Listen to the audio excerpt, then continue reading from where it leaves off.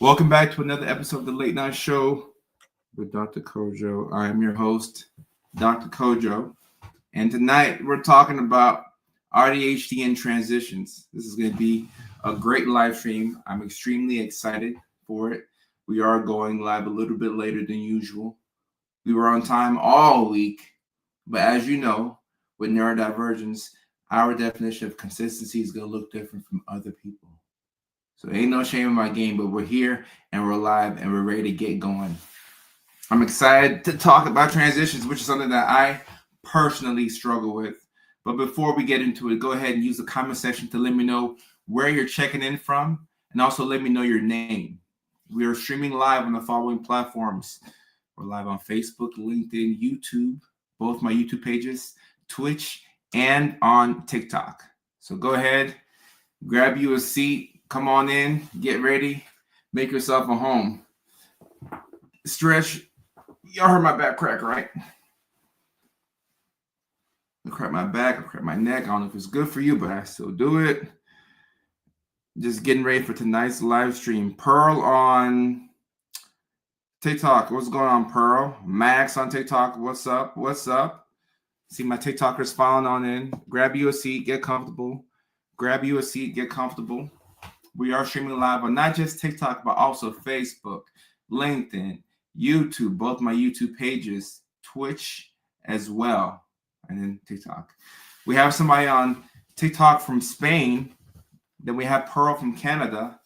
Look at us having an international audience. Then we have Leilani, who's checking in from New York City. I already know that. So NYC in the house. Leslie, how are you? Good to see you. Lucy checking in from Guatemala. Mickey Ficky, Guatemala. I just like saying that. We have somebody checking in from Ghana, which is my home country. And to say, we got Australia in the house, Arizona, California, the home squad. Okay. We have people checking in from all over. I'm excited for this live stream tonight. We're talking about transitions. Okay, let me look at my settings real quick. How are my settings looking like? All right, now I'm rocking with it. Boom, perfect. Connecticut in the house. Polly, Wally, Golly. What a name. How's that for alliteration? Polly, Wally, Golly. Yeah, Leilani, I'm being international. I think it's intentional. We are being intentional, but international. We have an international audience, and I am very grateful for technology, which allows me to reach people from all over the world. I just want y'all to know that I'm living my dreams because of y'all. I just want to make that very clear. I am living my dreams because of y'all. I have to pause every now and then and remind myself of how grateful I am to have found this audience of people. If I had y'all when I was younger, I wouldn't have felt so down, so lost. I really appreciate y'all. We got people from all over, and I sometimes I get in my head. A lot of times I get in my head, and a lot of times I will say I'll be ungrateful, and I'll lose sight of what I have, being fixated on the things that I want. But when I take a beat and I pause and I realize what's going on, I see all the love that I have online, the people who have shared experiences, and the people who we're on the same wavelength. It means so much to me. So I just want to say I really appreciate y'all from the bottom of my heart. I appreciate every single one of y'all, and getting to interact with y'all online is a blessing. So I just want y'all to know that without y'all, I wouldn't be who I am today. I wouldn't be where I'm at. So I need y'all, and I appreciate y'all. And as we go across the country looking for, our people, I would love to see some of y'all in person not next month. In April, I start my comedy tour. We'll kick it off in Houston, Texas on the 26th of April. Link is in the bio to get tickets. We'll be at the All Jokes Aside Comedy Club. Then the very next month, we will be in Nashville, Tennessee, which is my home. I grew up in Nashville, Tennessee, in the projects, but I grew up in Nashville, Tennessee. And it will be so exciting to do stand-up comedy from my hometown, my Nashville crowd. So Use the link in the bio to get tickets. If you're in Nashville, we'll be at the Zany's Lab. So I'm looking forward to seeing y'all. I'm looking forward to seeing y'all. All right. So Tanya says, I'm from Murfreesboro. Okay, well, you're right there. You're pretty close to Nashville, about 30, 35 minutes out. You're pretty close. San Diego in the house. San Diego in the house. On TikTok. Awesome. You put the AU. Is the AU for gold? Does the AU mean gold, or is the AU for autism? I'm assuming the AU is for autism. I'm assuming the AU is for autism. Coco, how are you? And likewise, Jaden is from Ohio. Ohio in the house. Okay. Ohio in the house. Melissa is in Canada, but repping the Caribbean. Okay. Awesome. Yes, a Titans fan. I'm a Titans fan. That's how you know that I'm loyal. If ladies, or I mean, even for the guys, if you're dating somebody who's a Titans fan, that's how you know that person will not cheat on you. They're loyal. Charlotte, North Carolina in the house. Will you ever come to Texas? I'm starting to tour in Texas. We're starting to tour in Houston, Texas. That was the plan last year. Last year, I didn't go on tour. The year before, I went on tour. We were in Atlanta, Georgia. Then we went to Chicago, Illinois. And actually, last year, I did shows in Juneau, Alaska. I did multiple shows in Juneau, Alaska. Then the plan was to kick it off in Houston for my headlining tour, and I got burnt out. I wasn't able to do it. I was not able to do it. I had to learn how to get sleep and learn how to take care of myself. So I said that when we kick the tour off again, we would start off in Houston. So we'll start off in Houston April the 26th at 8 p.m. 8 p.m. Coco says, Kojo, my therapist saw you and said, he's really good looking. What's your therapist look like? All right, let me not get in trouble today.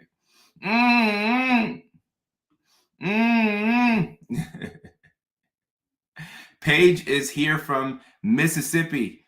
Here, I'm from Bulldog Country, home of the Mississippi State Bulldogs. Paige, I know about the Bulldogs. We have a player on the Titans called Jeffrey Simmons, and he played at Mississippi State. So I know about the Bulldogs. I know about them. I know Jackson, Tennessee in the house. Okay. Jackson, Tennessee in the house. Okay. All right, look, if I got to do some shows in New Zealand at some point. We're going to get there. He's really good looking. What's your therapist look like? Type she. Okay, let's go ahead and talk about tonight's topic. And I just want to say, anytime, we pull in a pretty decent number of followers every week. I'd say on a weekly basis, we get anywhere from 15 to 30,000 new followers across all the different platforms. So people are constantly being introduced to my content. So that means that a lot of people who are here are new. And this is a good time to remind y'all that in my comment section, we have Democrats and Republicans kissing each other. Okay. We have Democrats and Republicans French kissing. Okay. That means that even though we don't see eye to eye and we believe different things, we are all nice to each other. So this is a safe space. All right. But every now and then you get some trolls in. We have some moderators in the chat. If you see them, block them, give them no attention. When you remove attention away from trolls, then they're starved and they're not able to do anything. But this is a safe space for everybody. So no homophobic, no sexist comments, nothing race. Anything that is disparaging will get you blocked, all right? And we have a one-strike policy, all right? A one-strike policy. Yeah, Coco, that's right. Republicans and Democrats French kissing in the live stream chat. THUP.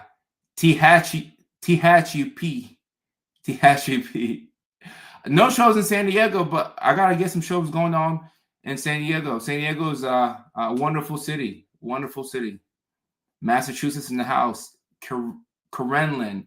That's a very nice name. Karenlin. Wisconsin in the house. Okay. Here from Canada's capital. I don't know what that is. I'm gonna guess and say Toronto, but I could be wrong. I feel like I'm wrong. I know I'm wrong. I just feel like it's Toronto. Ottawa. Okay, Ottawa's. I knew that. Ottawa is the capital. I knew that. Leilani, how do we make Leilani a moderator on YouTube? Let me ask my assistant. He's good at this type of stuff. Guys, the things that I'm good at is just a few things. Hey, John, how do I make somebody a moderator on YouTube from the StreamYard? If you can do it, it helped me out so I can focus on the live stream. I want to make Leilani Armani moderator on YouTube. If you're able to do that, I appreciate it. If not, we'll handle it after the fact. Thank you. So we're working on that. Rosie is from Australia. Dee's from Texas. Justice Baby from Texas. Okay, we have people from all over the world. Tune in to hear what I have to say about transitions and why they are so hard. Okay, so I have a little list here, but you have to understand that if you are neurospicy, okay, if you're watching this live stream and you're neurospicy, more than likely you struggle with transitions. All right. And when I say transition, I'm talking about going from one task to the next. It's going to be hard for you. And this is why some of us, it takes us so long to go to sleep.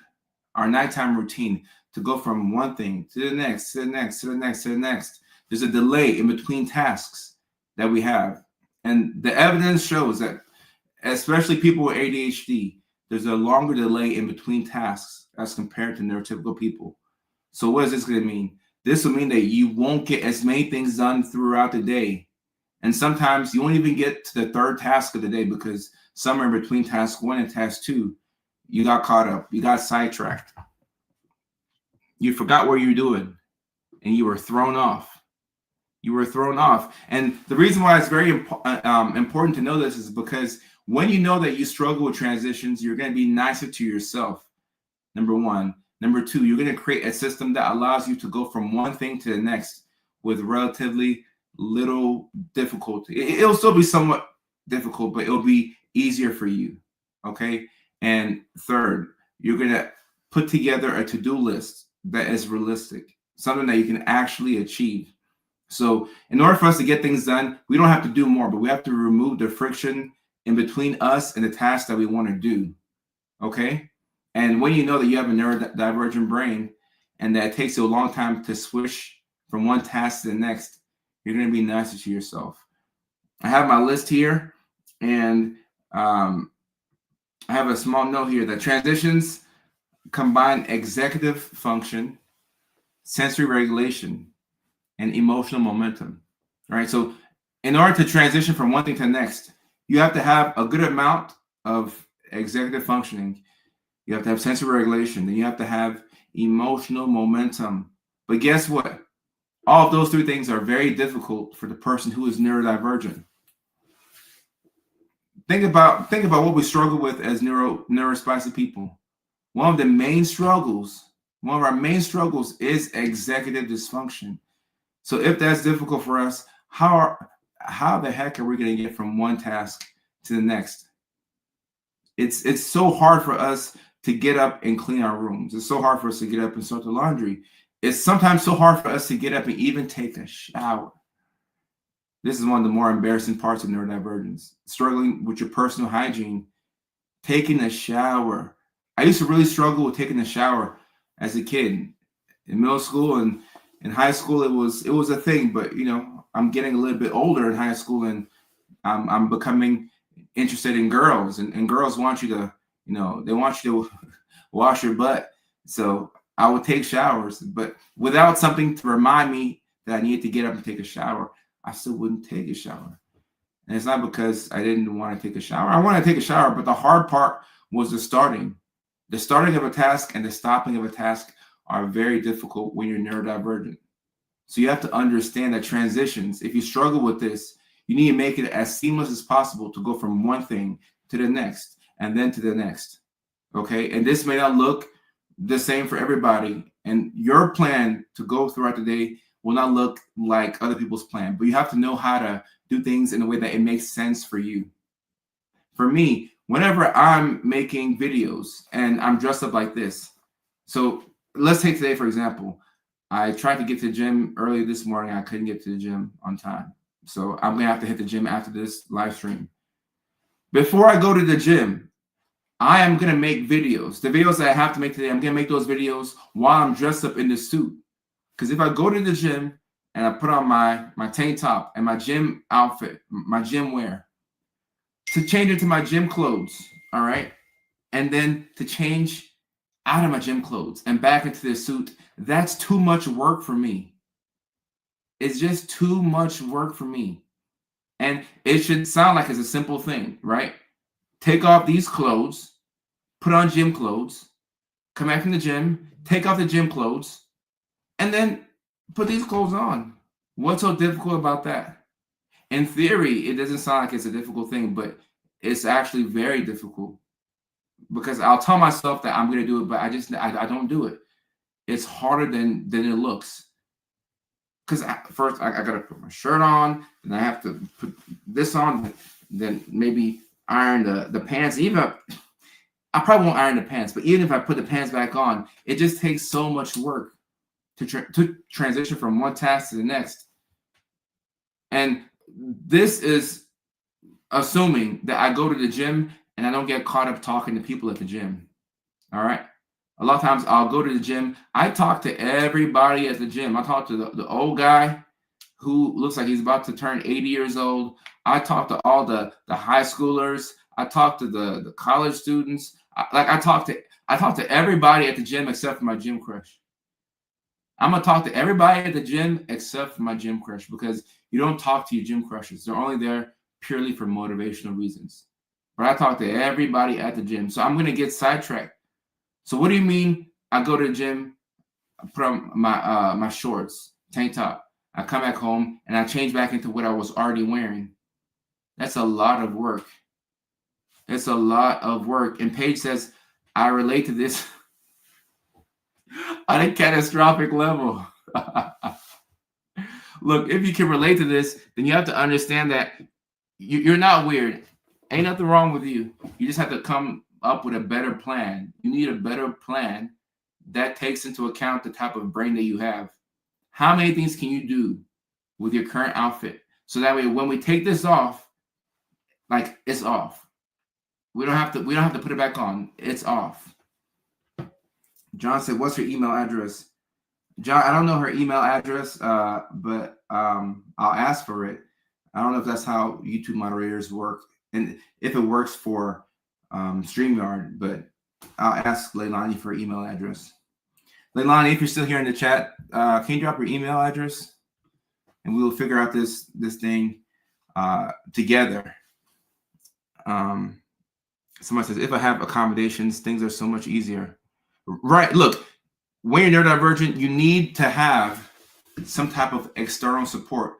Not having the support that you need will lead to neurodivergent burnout, which is not a good look on you. It's not a good look on anybody, honestly, but it'll lead to neurodivergent burnout. All right. And speaking of transitions, I made a video about this. I think the YouTube video that I dropped today was talking about transitions. So if you're following me on YouTube, go ahead and, in your free time, check out that video, check out that content. But we're going to talk about everything that I spoke about in that video on this live stream. Someone has to make gym clothes you can wear at the office. That would be, that'd be convenient. Crushers. I was just talking about the gym crush. I said gym crushers are not meant for you to talk to. They're just there for motivational purposes. You're not supposed to talk to your gym crush, because if you talk to them, a crush is a lack of information. So if you talk to them, you run the risk of you not liking them, and then you lose all of your motivation. So gym crushes are not meant for you to talk to. And the one time that I talked to my gym crush, and I went on a date with her. It was kind of disappointing. Actually, not kind of. It was disappointing. I should have just left her a gym crush. All the motivation that you can get when it comes to the gym, you need all of that. You lift heavier weights, you have better mental health. So don't talk to your gym crush. They're only there for motivation. That's all. That's all. Motivational purposes only. All right. All right. So the 3 reasons why transitions are so hard for the AuDHD brain is because transitions make the brain do too many things at once. Too many things at once. Leilani, send your email to assistant@kojosarfo.com. It'll go straight to my assistant. Assistant@kojosarfo.com. I bet there's tons of crushes on you. Oh, if I'm somebody's gym crush, I hope it helps them get a great workout. I hope she's able to reach all of her goals. So yeah, I hope they're able to reach all of their goals using me as their gym crush, because that's probably as far as things will go. You know how it is as neurospicy people. We need something to obsess over, and sometimes it's a person. And if the person doesn't know that you're obsessing over them, as long as you don't do anything weird, like that's fine. Limerence where you don't connect with the person is fine. Now, obviously, there's a point in which it becomes stalking. Don't stalk anybody, please. I'm not talking about that. Don't stalk nobody. But I'm just saying, use it for motivational purposes. All right, motivational purposes. All right. Transitions make the brain do too many things at once. Okay, too many things at once. How many things can the neurodivergent brain do at once? Now, the funny thing about this is when you're in a situation where there's a lot of chaos, you can actually do a lot of things. For example, that's why I say that I think the best job I've ever had in my life is working at the psych hospital, the acute inpatient unit at the psych hospital. So people who come in because of substance-induced psychosis, people coming in on their first psychotic break, people coming in, they're manic, they haven't slept in weeks. Acute inpatient psychiatry, I think that was the job where I excelled at the most because there's so many things going on at once. So when it comes down to something that we're interested in, we can do a lot of things at once. But when you're transitioning from one task to the next, you're having to do a lot of things at once. You're having to stop one task, all right? Then you're having to start another task. In order to stop one task, you have to find a way to come to a stopping point. And we hate being interrupted in the middle of a task.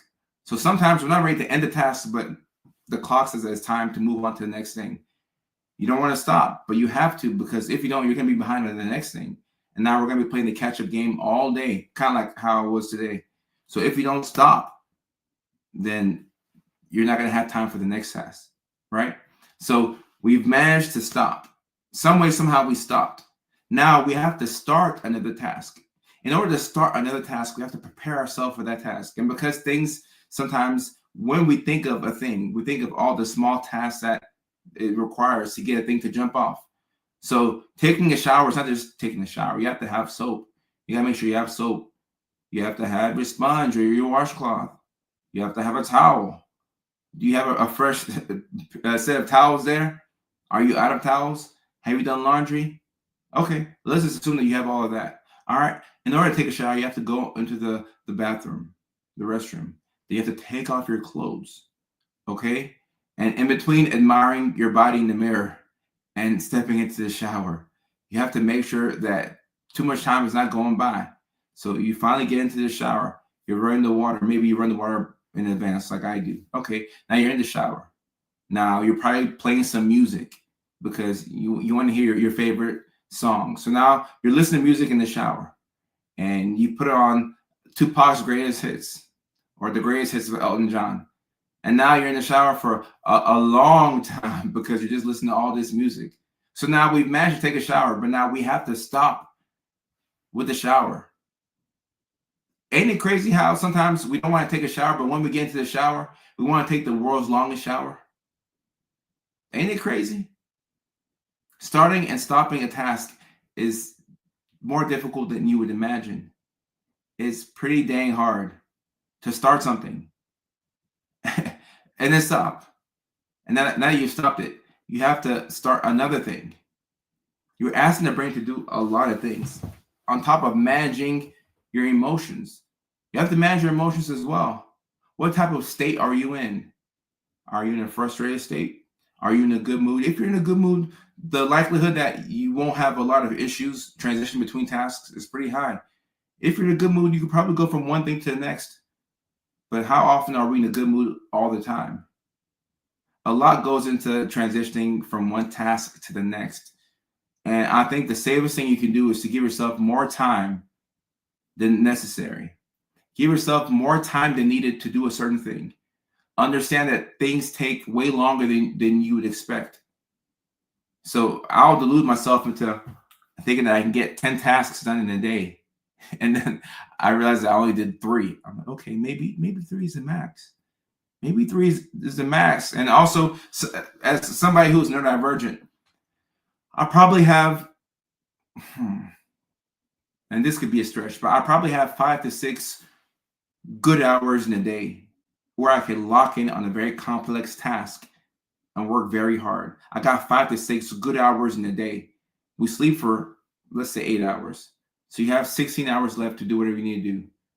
Out of those 16 hours, I would argue that less than half of those hours are hours that you can actually do things with. Are those good hours where you're operating at above 80% capacity with all the things that drain you? Think about it. How many good hours do you have in a day? I have about 5 to 6 really good hours. 5 to 6 really good hours. If I know I'm going to get interrupted in the middle of a task, I 9 out of 10 won't even start said task. Not my best attribute, but my brain cannot see past the fact that I won't get done with whatever it is I need to do. See, Paige, this is how I can tell you're in the right spot. This is exactly where you need to be. You are in the right spot. Yep. Because what we do is we have this all or nothing type thinking, where it's all or it's nothing. It's black or it's white. And this is why our definition of consistency is going to be different from other people. Because if you work best in binges, then maybe it's probably best for you to write, like let's say we're talking about writing. It may be best for you to write during the weekend and write 5 hours on Saturday, 5 hours on Sunday, instead of trying to write an hour and a half every day, Monday through Friday. It's not going to happen for you, because if somebody interrupts you, you're done. So you may need blocks of uninterrupted time to do a certain thing. I know for myself, I have to.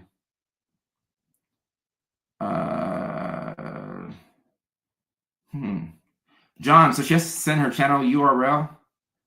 Yeah, John, she said she'll email you so you can work that out with Leilani. But also see if there's a way to do it on StreamYard. I think that could be easier. I'm just guessing, but you probably know more than me.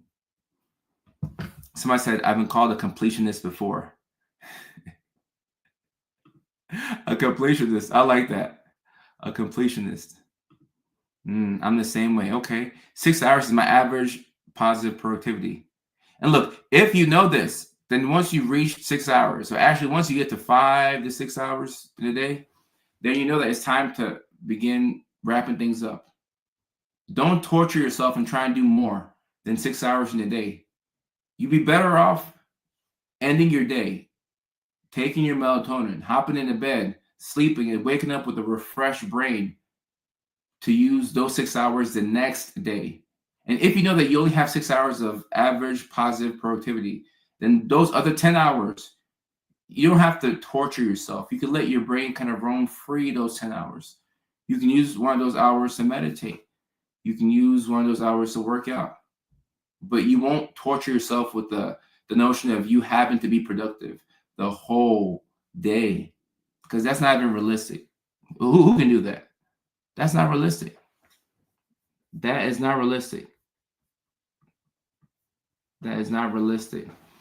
All right. Now, the second reason why transitions suck for us, and I kind of alluded to this already, is that momentum is real and breaking it hurts.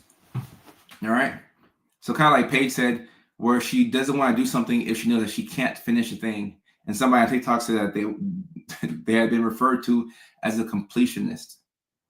Breaking momentum is, first of all, in order to capture momentum, let's talk about how difficult it is to capture momentum. And we are at the 30-minute mark. So this is an ideal time for somebody to drop the magic word in the chat. And then it's time to get some water in. So somebody drop the magic word in the chat. And it's time to get the water in. Teresa's saying yes on the momentum. I'll call it the flow state. Yeah, flow state is correct. Flow state is correct. Flow state is correct. Somebody can drop the magic word in the chat so Daddy can get some water in. And I like what Barney Blonde says. I'm a Tasmanian devil when I go by doing tasks. If I cannot stop, or I cannot stop. If I stop, I will stop. Right. Big cheers. Big cheers. All right, let's get some water in, y'all.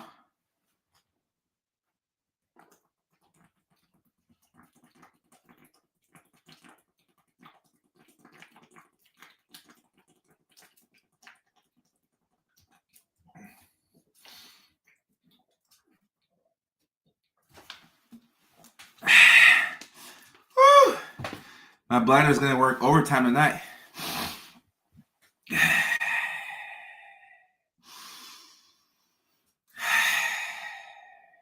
Mickey Ficky. Big cheers. Woo. Momentum is real and breaking it hurts. Momentum is real and breaking it hurts. You know how difficult it is to capture momentum? And this is not just for neurospicy individuals. This is for everybody. Whenever you capture momentum with whatever you're doing in life, you want to squeeze as much as you can out of it. Squeeze as much as you can when you have momentum. Lightning doesn't always strike twice. It doesn't always strike twice. Squeeze as much as you can. And I'm talking about momentum. Let's say you're an artist and one of your songs goes viral. Okay. You have a moment. You want to get as much as you can out of that moment.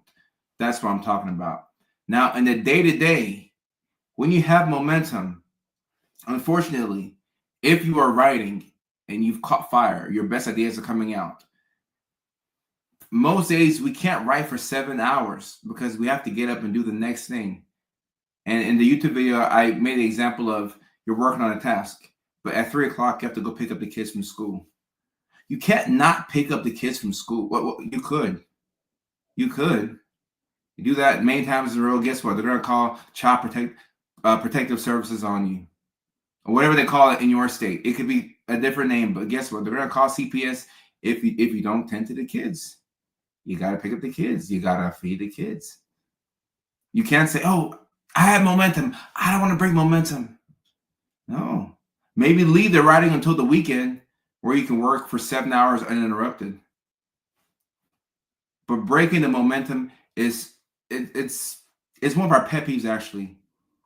These hyper-focused interruptions is one of our pet peeves because you finally captured this momentum and it took you so long to start the task.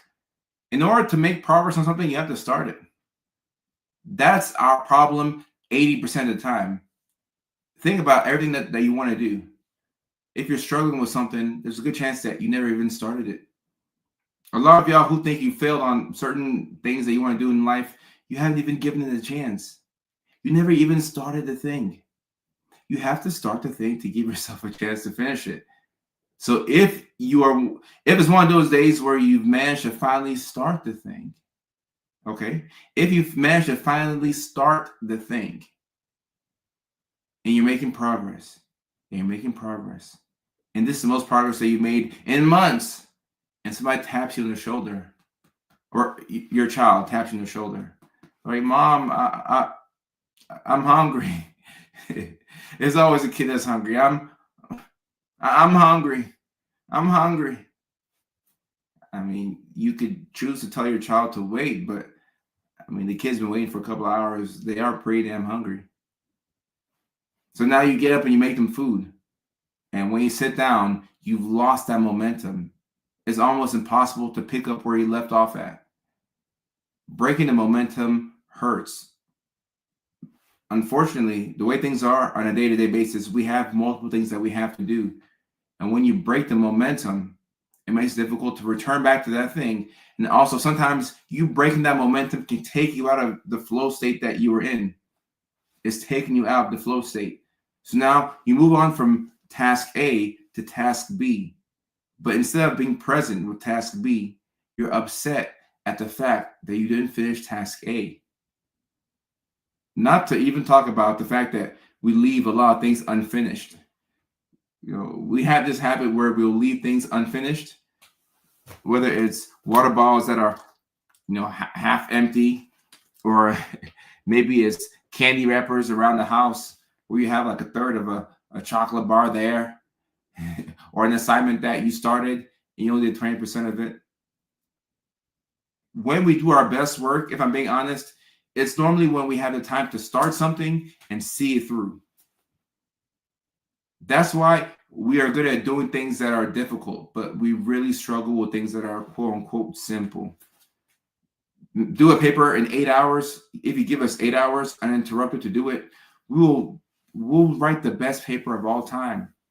But if you force us, if you give us 16 hours to do a paper, but we have to do it 2 hours every single day, we'll spend those 2 hours doing nothing. We're not going to do anything, because this is how our brains work. It's all or nothing.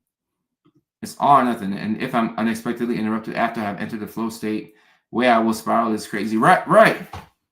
The spiraling after the focus has been interrupted is what prevents you from making progress with the very next thing. And it's not fun at all.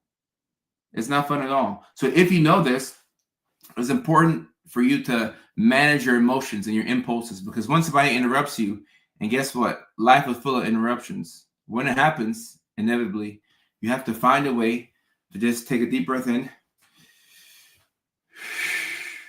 take a deep breath out, without trying your best, or trying your best to not explode, okay? Because we don't have the right to explode on people only because we were upset that they interrupted us.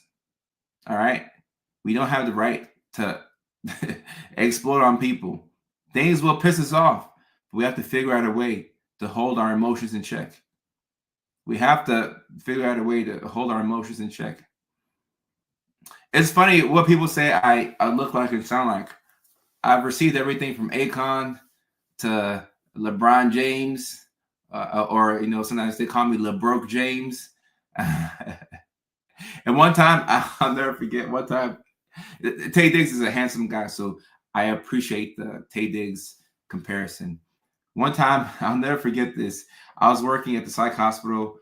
It got to be like 11 years ago, a long time ago. I'm working at the psych hospital, and we had a patient get into a fight, and we had to, you know, just put him in restraints. But we had to just like hold him on the floor and help him calm down. So I'm holding this patient's wrist, right? And he's on the floor. We're trying to help him calm down because we just broke up a fight. This patient looks at me. First, he tries to spit at me. He misses. Then he looks at me and he says, "You look like Michael Blackson." And I'm like, damn, I got to get me a haircut. I can't accept that. I got to get me a haircut. I can't do Michael Blackson. I can't do Michael Blackson. I can't do that. I cannot do Michael Blackson. I'll do Tay Diggs. I'll do LeBron James. I'll do Akon. I won't do Michael Blackson. No ma'am, no ham, no turkey. I can't do it. I can't do it. He got me good. He really roasted me on that one. He got me good. I was like, dang, got me. He really got me. He really got me. And somebody says, Katie says, I can't even go pee if I'm doing a thing. This is one of the reasons why we hold our pee in. Facts, Katie. Big facts. And the reason why you hold your pee in is because you won't forget to pee. You have a physical reminder. Your bladder is talking to you saying, let me pee, let me pee, let me pee. I got to get rid of this pee. Your bladder is screaming at you, but you will forget to send an email. You will forget the task that you're doing right now. So that's why we hold our pee in, because we don't need a reminder for the pee. We have a constant reminder of the fact that we have to pee, but we don't have a constant reminder of the thing that we're working on. And this right here, oh, come on to the front and grab a neurodivergent jersey. Doctor, why am I watching your stream while I have 10 other Hey, Tiger 2, please try your best to get caught up on the work now. Try your best to get caught up on the work. Try your best. My kids have taught me this. Paige, it's interesting what we'll learn from kids. We learn so much from kids. We learn so much from kids. Oh, the bladder voice. Yeah, I would assume that the bladder would have a high-pitched voice. You would think. You would think. All right. The third reason why transitions are hard for us, those of us who have autism and or ADHD, our brains do better with a warning, not a surprise. Okay? Yeah. So our brain is this organ in our head that we have to tell our brains what to do. And if we don't do that, the brains will tell us what to do. If your brain is in control of you, life is probably not going to be that good. But if you are in control of your brain, if you are able to train your brain and your mind, you will do better. Okay? So our brains will do better with a warning, not with a surprise. So if you're working on something and all of a sudden, boom, it's time to go from this thing to the next thing, it's like you surprise yourself. You surprise your nervous system. If you have a physical reminder of the fact that, okay, I have 15 minutes left on this task, and now I have 5 minutes left on this task. Okay, I know I have some time to get this thing done. I can arrive at a stopping point before I move from this thing to the very next thing. Then that will help you transition better. And if you can transition better, then the likelihood that you won't be caught up somewhere in that process is pretty good. You can actually go from doing the laundry to doing the dishes. And you can actually make it from the dishes to picking up the kids from school. And if you pick up the kids from school and you've done all the tasks that you set out to do that day, now you're in a really good mood. So now you're picking up the kids from school and you're in a great mood. You're ahead on time. You're like, okay, we'll stop by McDonald's. Let's get some McDonald's. And now the kids are happy because they get McDonald's, and they're happy because mom and dad are in a good mood. And you go back to the house and everybody's in a great mood. And now the thing that you work on at night, you do it with excellence because you're in a great mood, because you're able to transition from one thing to the next, and from that thing to the next thing, all because you gave yourself a warning. And the best way to do this warning thing is to use alarms. You're thinking ahead. You're thinking ahead. You could teach this right now. I was just about to say that. Use alarms. Use alarms. Using alarms. Yep. I do this. I have multiple alarms. I have multiple alarms that go off throughout the day.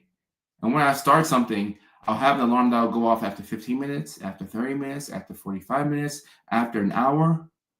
Because sometimes I'll have like a 15-minute time block where I do nothing.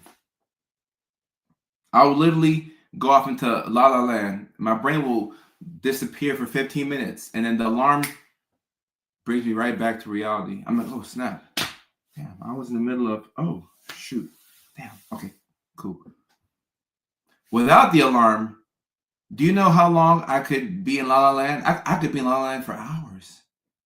And this is why time blindness is a thing for us.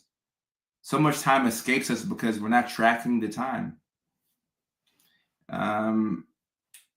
Let's see. Urban StreamYard. Leilani, I have no idea, actually. I don't know. John, if you could watch my live stream and see what Leilani is saying. But it looks like you cannot add somebody as a moderator on. Okay, well, we'll figure it out after the chat. We'll figure it out. I mean, after the live stream, we will figure it out. I'm an AuDHD trans woman. So I perked up right when I saw transition. They're hard for us. They are really hard for us. They are hard for us. And Leilani, yeah, we'll figure it out after the stream. I just don't know. I love those times where my brain just goes, I live there. And I do think that we need meditation. When you meditate, you give yourself permission to do nothing. And this is where your brain can go to all of the different places. And if you meditate for longer than 30 minutes, you will learn a lot about yourself. You will have the craziest intrusive thoughts. You'll have things that you can't say out loud. You'll have things that make you laugh. You'll have things that make you question yourself. Don't judge any of the thoughts that you have when you meditate. Just allow your brain to go wherever it wants to go without judgment. If you do this every single day, you will be mentally healthier. You'll be much healthier. I'm so glad I'm not the only one with a million alarms set for the most basic tasks and reminders. We need this. You need alarms set. You need alarms set if you want to be mindful of the time that is escaping you. Time will go by and you won't get a single thing done, but the alarms help to bring you back to the present moment. Alarms are so important for everybody, but for people who work from home, if you work from home without alarms, I don't know what to tell you. Work from home is a trap, by the way. If you have ADHD, work from home is a trap. I think I posted it on Facebook about a week or two ago. Work from home with ADHD is a trap. Get out of the house. Go to the library. Get out of the house. Just don't do it. Just don't do it. Everything at home. You have to get out of the house. Go to a coffee shop. Go to a coffee shop. Looks like Leilani has some type of special designation. You may be moderator already. Because you got this little... Oh, it worked. Okay. Yeah. John, you did it. Leilani has a wrench, like something on her name, which shows that she's a moderator. So thank you, John. It worked. Look at that. Awesome. I have to delete alarms weekly because I have an alarm for a lot of stuff. Alarms are so helpful. Let me see how many alarms I have. And this is just on one phone. Let me show you all my alarms. Let me show you all my alarms right here. So it's about 5, 10, 15, 25, 30. About 30 alarms I got. 30 alarms. I live this. 30 alarms. Alarms. I think I just made up a word there. I just made up a word there. Electronic post-it notes. Okay, I like that.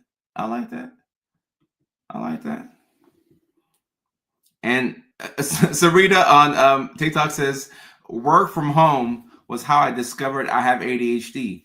I told you, work from home is a trap if you have ADHD. It's a trap. It's a setup. It is a setup.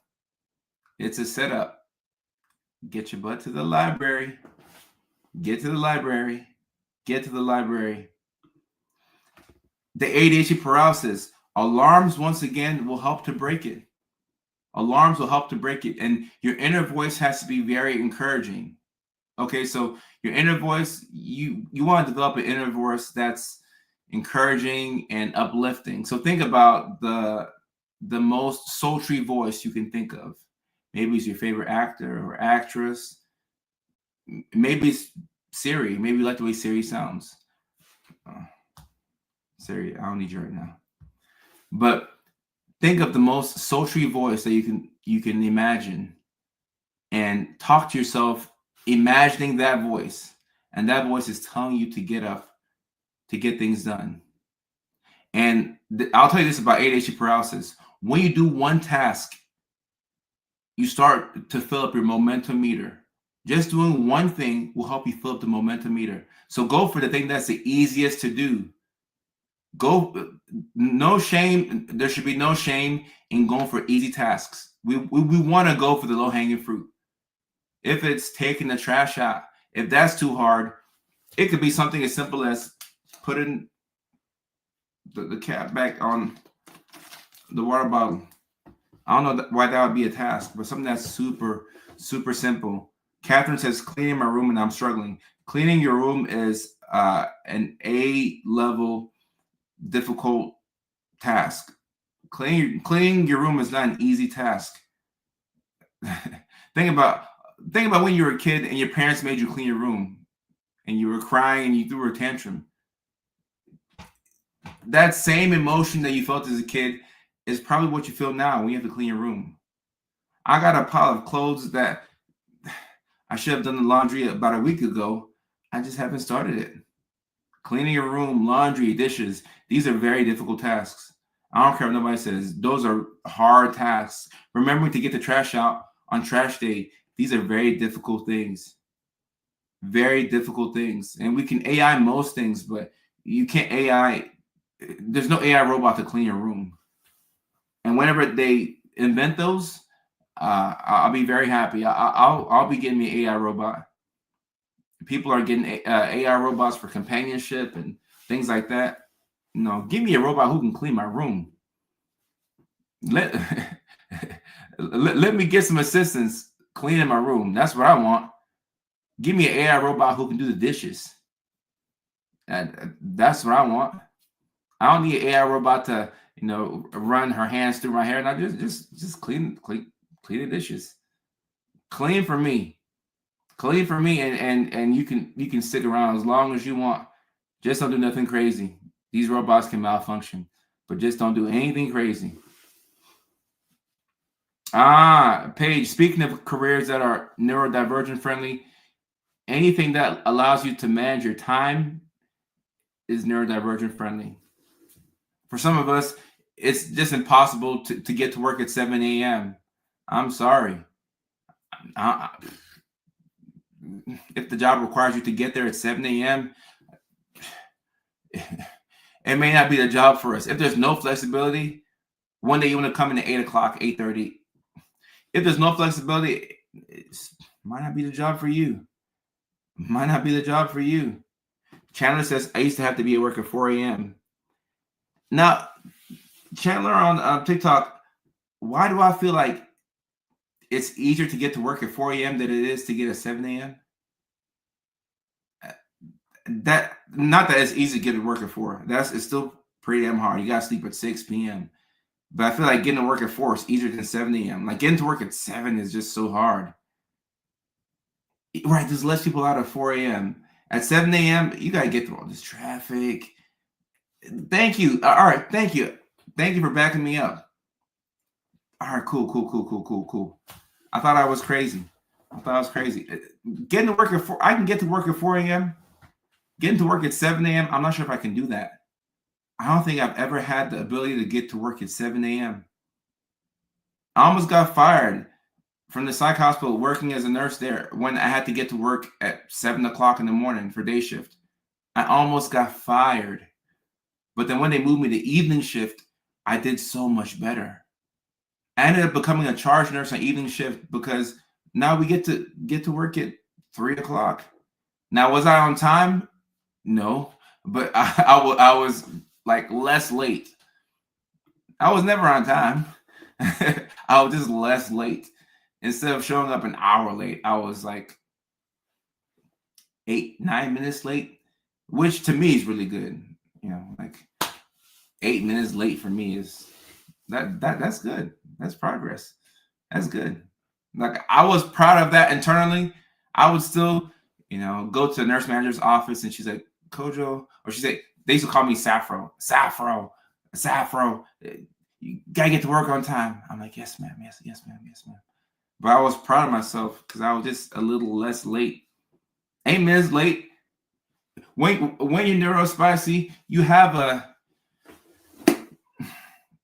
if you have ADHD, you are required to give everybody a 10-minute grace period. A 10-minute grace period. Okay? This is for your employees. This is for your coworkers. This is for somebody on a first date. A 10-minute grace period, okay? Because we will need that same 10-minute grace period. Now, if you're on a first date with somebody and they show up 45 minutes late, all right, okay, all right, all right, you're not taking this seriously. You better buy the first 3 rounds of drinks or something because you showed up 45 minutes late. You don't care about this. But 10 minutes late or 11.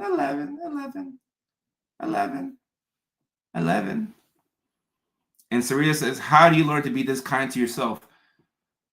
Look, you are your own worst enemy. And I don't think that there's anybody out there who's ever been meaner to you than yourself. So you have to be your own like best friend, your own cheerleader. The way I talk to myself, I don't even tell people how I talk to myself because I treat myself like I'm the best thing in the world. I'm always talking to myself using my limbic voice, which is how you talk to autistic kids. You're doing a good job. I'm proud of you. Like that's how I talk to myself. I'm always encouraging myself. Oh, you're an hour late. You're still doing a good job. Just get to work. Just get to work on time next time. I am my own biggest fan. I don't allow any self-deprecation. Now, if outside of stand-up comedy, okay, I don't allow any self-deprecation. So in real life, I'm not talking bad to myself. I'm always hyping myself up. I said, man, Kojo, that was a great note you did. Oh, this is a beautiful paragraph you wrote. This is going to be amazing for the next book. Oh, Kojo, you're so handsome. I don't think I've ever met a woman who is more complimentary of me than I am of myself. Sometimes the girls will say, don't make his head big. Too late. My head's already big. I got a big head. It's too big for my body. Now, when you say it out loud, it becomes arrogance. But when you say it to yourself, it's confidence. That's the difference. You say it out loud. Oh, I'm the handsomest. Oh, okay, nobody cares. Okay, that's arrogance. You say it to yourself. That's confidence. I think that's healthy. Because look, you have to be overly positive to drown out the negative voices. Because if you're not overly positive, the negative voices will take over. Negative voices will take over. From Canada, thank you for your support. Thank you for your support. And my husband is a police officer. He prefers night shift when his shift starts at 6 p.m. over the day shift when it starts at 6 a.m. Paige, look. When I saw you smiling in your profile photo, I'm like, all right, if she's happy, if she's in a happy relationship and she's neurodivergent, then her husband has got to be neurospicy as well. Because look, neurodivergence is a language. So when I see somebody who likes working night shift, yeah. Tell your husband to come on up. He needs a neurodivergent jersey. Now, I don't know if he's diagnosed or not, but this is why I used to love night shift. I used to love night shift at the psych hospital, evening shift and night shift. I used to love it. Because it was just less. The day shift is too much. I like people. I actually like people, but sometimes it's just like people are just it's just too much. Like I like people when it's on my time. But what is this? I'm like, is this too much? I could just imagine as a cop. Think about now. I'm not somebody who calls the cops for. Well, not really. But think about all the calls you get in the daytime as a cop. Oh, my tire busted. You got all these calls. You're like, at nighttime, if you get a call, it's a real emergency. Somebody calls the police at 1:47 a.m. No, that's a real emergency. That somebody to call the cops in the middle of the night. Oh no. Yeah, there are no fake phone calls to the cops at 1 o'clock. That's a real deal emergency. A real deal emergency. And Sheila. Hey, this is funny right here. I feel like doing this every day of my life. Like even before the thing, I'm like, hey, just to let you know, I'm gonna be late. I'm running late. Call up your friends. Hey, I'm running late. There's no event today. I'm just letting you know the next time we have an event, I'm running a little bit late. Whenever I show up somewhere on time, I surprise myself. I'm like, damn, this is what it feels like to be early. Like, have you ever seen what early looks like? It's so weird. You're sitting there and People haven't showed up to the event or the function, or they haven't showed up to work yet, and you're there early before other cars are there. I'm like, oh my goodness, this is what early feels like. I'm afraid to be arrogant. So don't be afraid to be arrogant when you're hyping yourself up. You have to be wickedly arrogant when you're hyping yourself up. And here's the thing with confidence. When you are confident in yourself, then all of a sudden people feel like they have permission to be confident in you. You have to be your own biggest fan. And there's a thin line between confidence and arrogance. You don't have to say it out loud, okay? You don't have to say it out loud or tell people what you are. It has nothing to do with other people.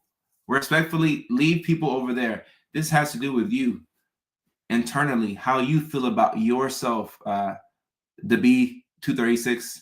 I don't have your actual name, so the B236. How you feel about yourself.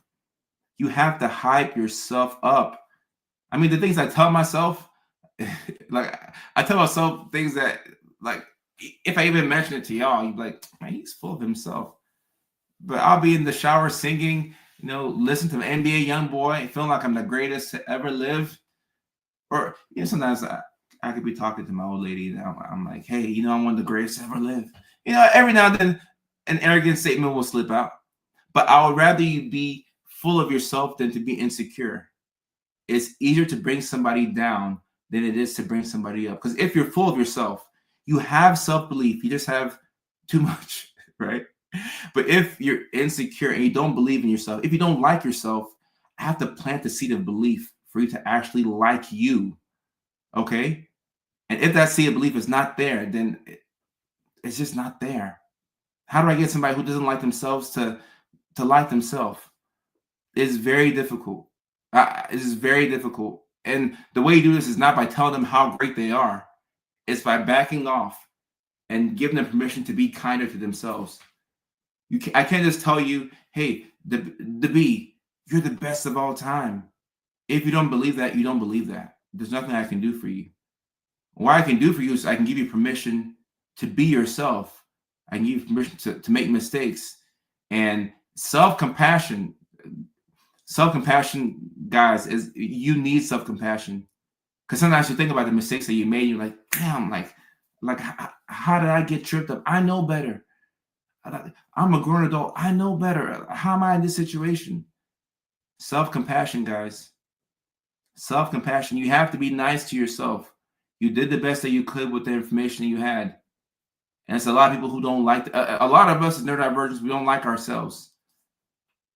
Shame. Shame is a Mickey Ficky. Shame. And look, I believe that if you're neurospicy, self-compassion is not natural for you. I don't think it's natural for any of us. But look, we have to find ways to like ourselves. I do like my actions, but I'm not sure why I let the negative thoughts win. Because the negative thoughts are what we want to believe. At our default, that's what we gravitate towards. This is why you have to actively work to like yourself. So you can struggle with transitions, and you can struggle with time blindness, and you can struggle with not getting things done. But you have to have the delusional belief. Sometimes it's delusion. Hey, tomorrow I'm gonna get my stuff done tomorrow. I don't care what it is. I'm gonna get it done tomorrow. And bookworm, I would rather you mask your way into confidence, and before you know it, you're gonna be more confident. Like if you pretend, like, assignment for everybody. And Lilani, I agree with this right here. Assignment for everybody tomorrow. I want you to be as confident as possible tomorrow. Be ridiculously confident with whatever you do. Be super confident and super bold. So if you're talking to somebody and you mess your words up, or you mess up during your presentation, laugh it off, because that's not a reflection of who you are. Be extremely confident with whatever you do tomorrow and see how you feel. I didn't say arrogant. I didn't say condescending. When we're getting into condescending and arrogance, that's you putting people down to lift yourself up. It ain't got to do with other people. It has to do with yourself. Be as ridiculously confident as you can be tomorrow, and just see how you feel. Just see how you feel. I wanted to see what Paige said about her husband.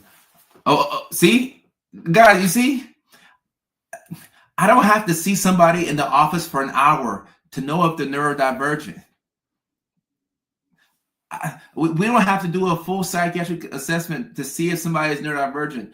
I know when I see it because I'm one of them. 100%. And for the most part, our quirks complement the others. No, that makes sense to me. I'm trying to think. Maybe every woman I've dated is either ADHD or autistic, straight up. And I wasn't trying to do this on purpose, but it's the language we speak. Our quirks complement the others, if that makes sense. And to add to what he said about the cops on night shift, he would definitely agree that another reason he loves night shift, because it's not boring like the day shift. He prefers foot chases over parking lot incidents. Right. A foot chase, think about the adrenaline rush. This sounds very ADHD. The adrenaline rush you get from a foot chase. And growing up as a kid, when I was in Norway especially, I wanted to be a police officer. So that was actually what I wanted to be as a kid. I was obsessed with cop cars. So I would see cop cars and like I would like watch them, and I would like compare the differences between the cars and like how the lights would go off. Maybe it was a sensory thing. You know, I know I'm weird, but I was obsessed with cop cars as a kid, and I wanted to be a police officer. And think about the rush that you get. I think that's every little boy's dream.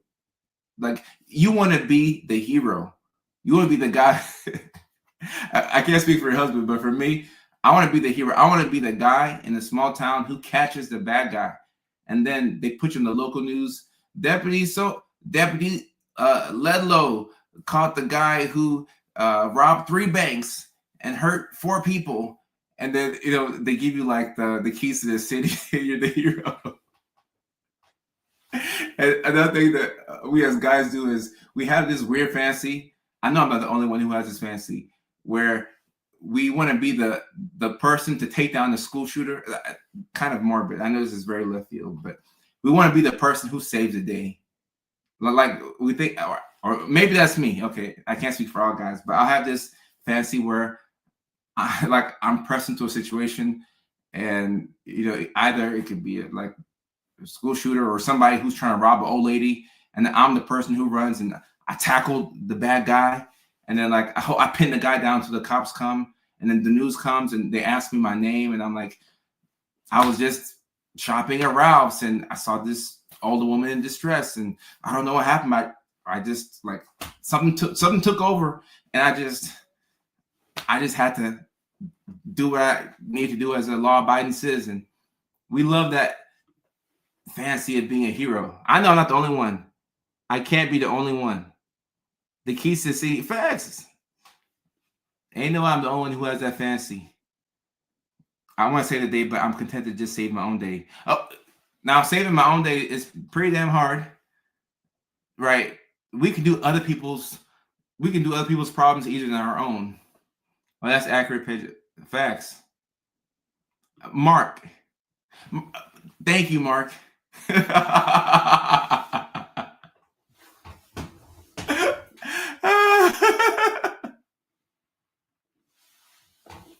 Hey. You think of random scenarios, and then the ABC 7 comes, and then they bring like their whole crew, and then they're like, we're here with Mark Thacker, 24-year-old man in Shreveport, Louisiana, who just happened to be on the scene, and he saved 3 lives. And you're sitting there, and you're just trying to play it off like you're like, nah, this is just what I do.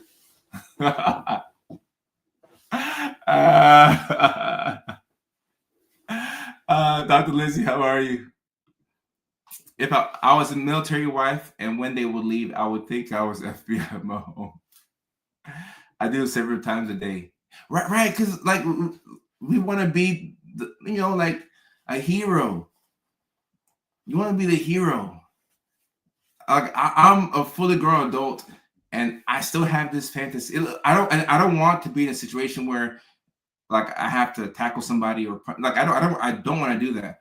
but I think about what would happen if I were the hero, and I think about it about 2-3 times a week. Honestly, Sierra, we're live on YouTube. We're live on YouTube. What a bookworm! I have always resonated with characters with redemption arcs, like it's a journey, but their hero at the end. Right. It makes for a good story. Lindsay, thank you for the galaxy thingy on TikTok. Thank you. And Indigo Butterfly says, I'm going to take over the world and fill it with love. And I'm not joking. Oh, I like that. I like that. We need that. And Bree, like that, she says, do similar thing happen to me? Blind man crossing the street. Oh, so you stepped in to help the blind man?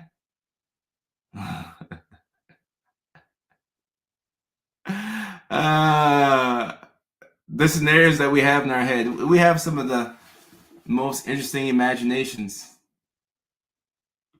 I do think that I'm a hero in some sense, working in mental health and promoting mental health awareness. Yeah, so I do believe that, but I don't like to think about what I'm doing as I'm doing it, because my story's not over yet. I'm still working. In these instances, I'm fully convinced I would say it. And look, you probably would, because you're prepared for the moment. Mark, look, even in your profile photo, like, you're ready for it. You're ready for it. You got it. McNeil on TikTok, thank you so much. I appreciate that. I appreciate that. This community, y'all are the heroes, honestly. Because without the attention of y'all, like, how can I do what I do? And especially my people on TikTok, because that's where I first started off at. And TikTok gave me the permission to be myself. And now my YouTube, now we have a YouTube plaque and we have a lot of subscribers. But I tried YouTube back in the day, and it wouldn't work for me. And then I would start recording up. I'm like, hey guys, welcome to my channel. Like, it just wouldn't work, And then TikTok allowed me to be myself. So shout out to my community. Of course, the algorithm, but shout out to my community. Y'all are the real heroes. I've acted out movies.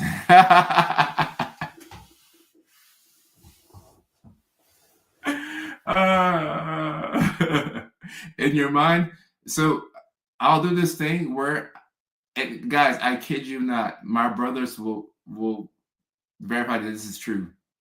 I'll do this thing where I'll set up my camera, my cell phone, and I'll record myself, and I'll play maybe NBA Youngboy, or like, let me see, Drake. Who I listen to on a Saturday night? Youngboy, Drake, sometimes old school Kanye and T.I. But I'll play like Kojo's greatest hits on a Saturday night for like an hour and a half, and I will record myself rapping every single word, and I'll go back and watch. I'll go back and watch my own concert, and I'm rapping every single word, and like, I'm so deep into the role play that I'll have like random breaks where like I'm doing like this, I'm sweating, and I'm addressing the crowd. Like, it's a whole world I've created for myself. And like, I'll have my dog too. I'll be jumping on the couch. You know how you jump into the crowd and then people catch you? Like, it's a whole thing that I've created for myself. A whole thing. A whole thing.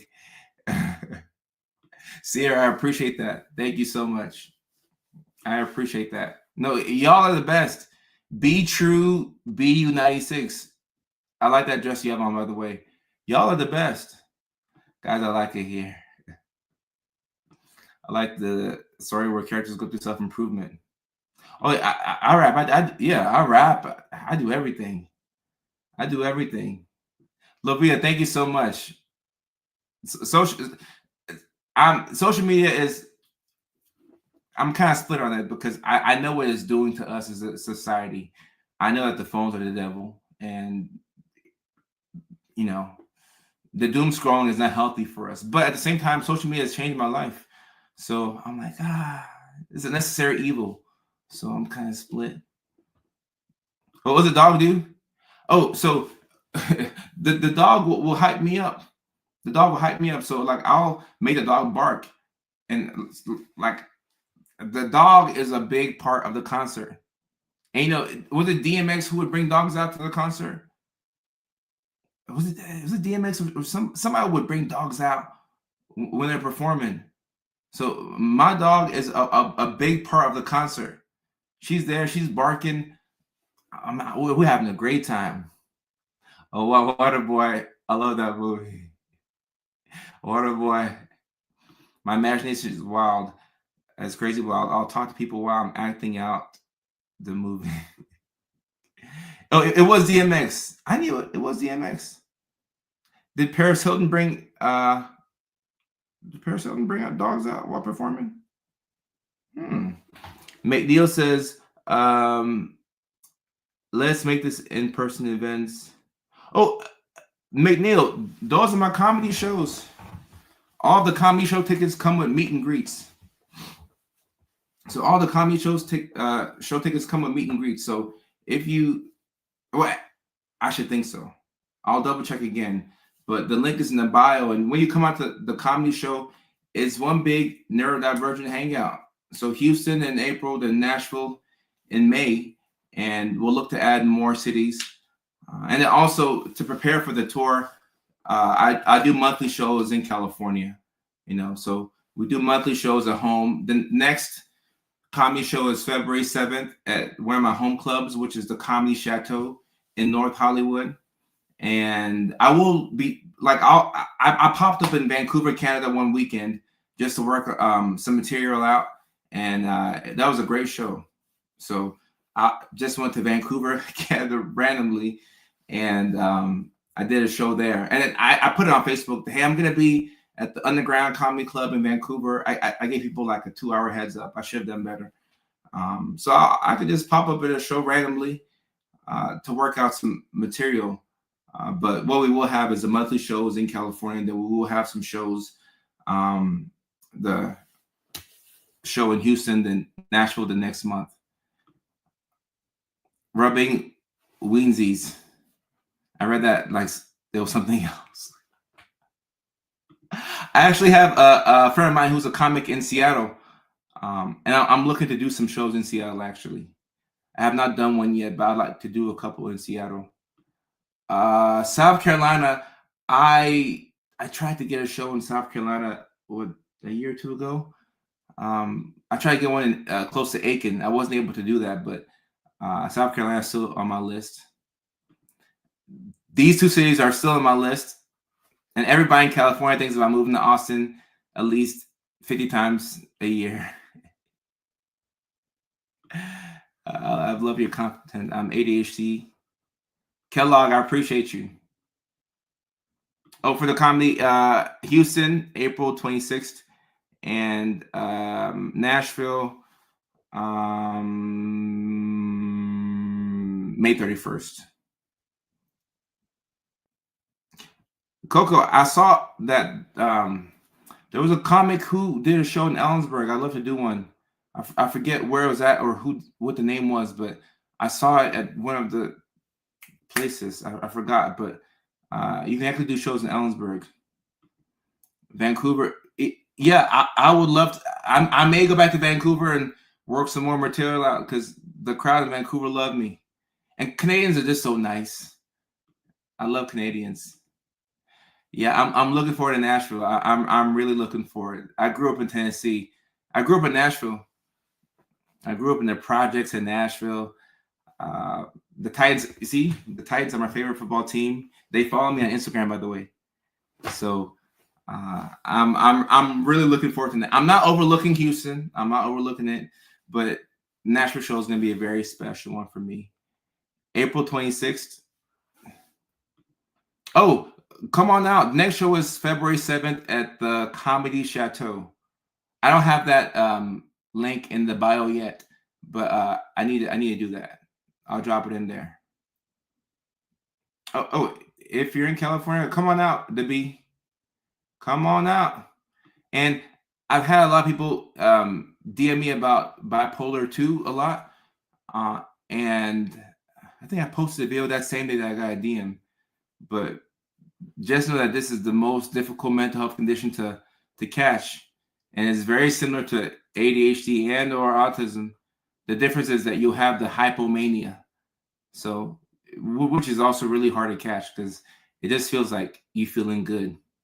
But that's the weird thing about bipolar, because how is feeling good an issue? Because you start to feel a little bit better, and you start to feel more confident. We were just talking about confidence earlier. Start to feel more confident, then you start to feel more sexy, then you start to feel so amazing, you start to feel so good, then you start to put yourself out there. Now you're in a couple of relationships, and then you're like, oh no, I'm manic. No, I'm manic. That's the difficult thing about bipolar. That feeling good could be a red flag. What other condition is feeling good a red flag? But it is a condition that I'd say is fairly easy to treat, at least for me. I used to live in Houston.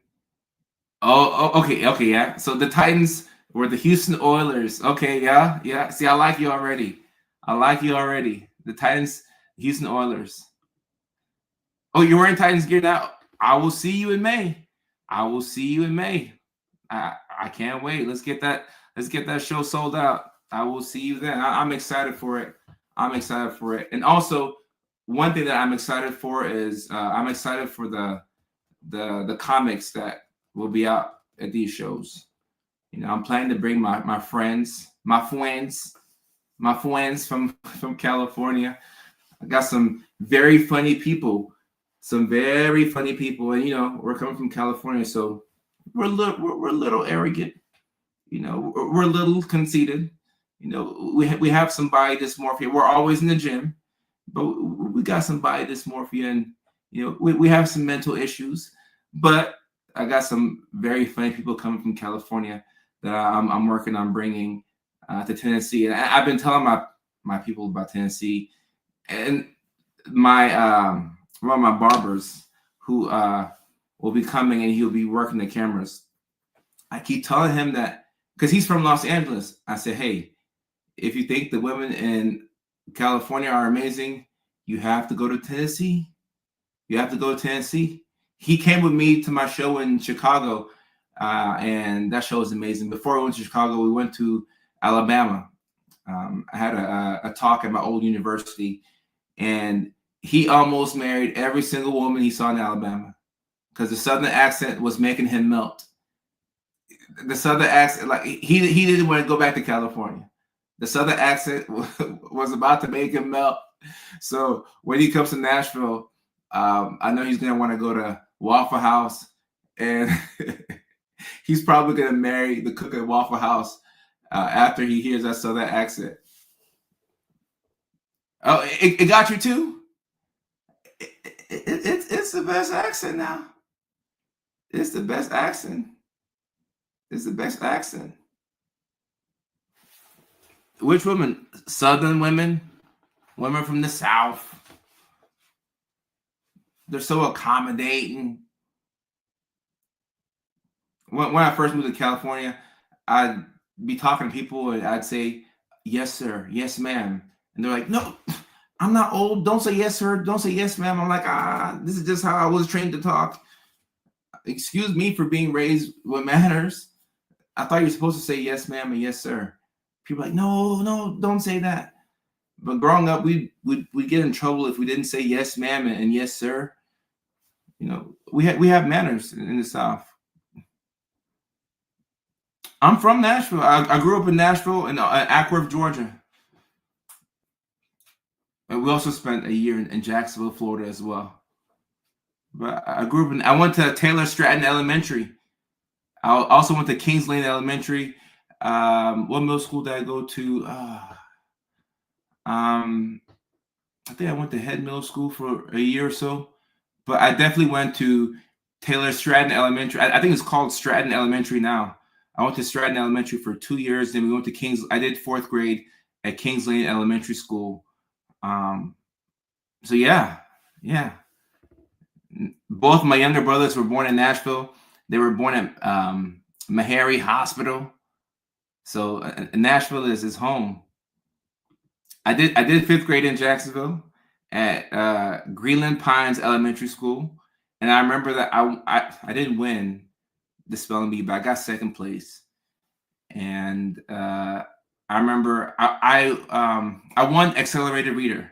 I was a top reader of fifth grade, and I got a signed Tiger Woods like poster, which I gave to my sister, and because my sister, my oldest sister, had a huge crush on Tiger Woods, and I was like, chill, he doesn't even like black women, and my family was weak. My oldest sister had a big crush on Tiger Woods. I gave her the poster. I also got a signed poster of Mark Brunell, who was the quarterback for the Jaguars at that time. So yeah, Jacksonville Jaguars. Gabrielle, nice to meet you. Nashville, Tennessee. This lady thought I was rude because I said miss instead of ma'am. Now I will say this about in the South. Sometimes, you know, there's too much of an emphasis on manners, and when people either misspeak or they say the wrong thing, they get in trouble. And Amanda says, unless you're an autistic woman from the South. What you mean?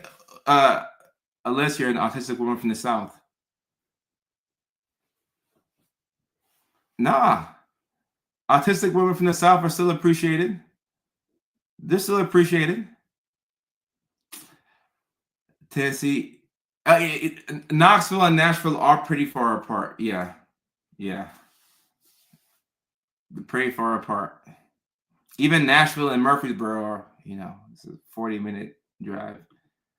The word I stumbled upon was strawberry. Oh, your age. That's kind of funny. That's kind of funny. I forgot the A in strawberry. I said STRW, and then I saw my dad's head because my dad was at the back filming me on. Remember those camcorders back in the day? My dad had this camcorder and he was recording the spelling bee, and I was spelling strawberry. I go STRW. I see my dad's head drop in the back of the room. I said, damn, I messed up. I disappointed my dad, but they were proud of me. I got second place. Whatever.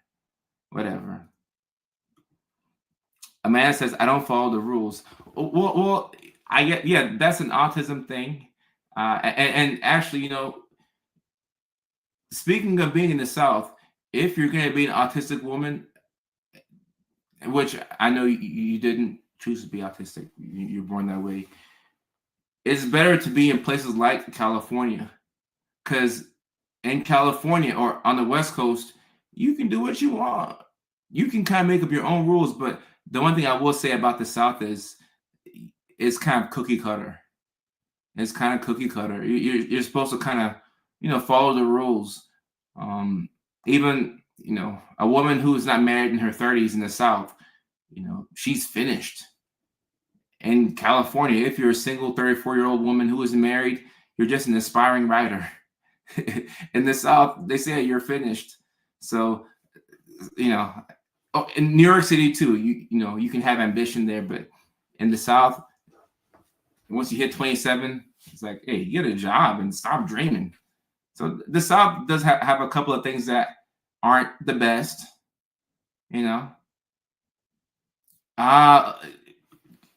Yep, there you go. You fit better when you were in Seattle. That makes perfect sense to me. So the South is just what I know, but it's not without its own problems. Nat, I appreciate you. You got third. Spelling bee. The anxiety of the spelling bees is so much. Mickey Ficky. Yes, Eric, I saw this question. I want to touch a little bit on it. 6-year-old has autism, ADHD, starting K mid-year enrollment tomorrow. Whatever he can do on his own, allow him to do it on his own and praise him for that. Because for all of us, neurodivergence, autonomy is a need for us. So we don't want to feel like we're a basket case. We want to feel like we're capable of doing things. So when he can do something on his own and he doesn't struggle with it, make it a big deal. Make it a bigger deal than normal to help him feel like he has autonomy over himself. Yep. Single mama in Florida. Okay, shout out. Shout out. They'll listen to, yeah, if you're a woman in the South and you have ambitions, you might have to leave. Okay, you may have to go to a Seattle. You may have to go to a Las Vegas, a Los Angeles, a New York City. In the South, by the time you're 25 and you're not married, they say bless your heart, and that's not a blessing. Okay, I either mask in public, which is a lot easier when you have ADHD, or tell people like, hey, look, sorry, that was weird. I'm autistic. Which, look, if let's say you do something weird in public and you actually did say, hey, look, sorry, that was weird. I'm autistic.